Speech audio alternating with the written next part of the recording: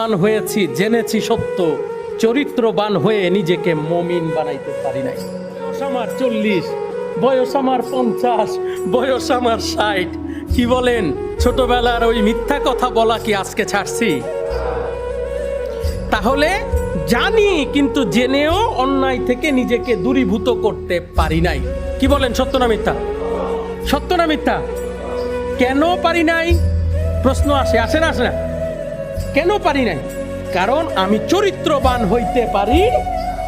যদি আমার চরিত্র সঠিক থাকতো, যদি আমি চরিত্রবান হইতাম, আমি যদি আমার রিপুগুলোকে দমন করতে পারতাম, রিপুগুলোকে যদি আল্লাহর প্রেমে নিয়ন্ত্রিত করতে পারতাম, তাহলে তো এই অন্যায় করার কথা, এই অবিচার করার কথা।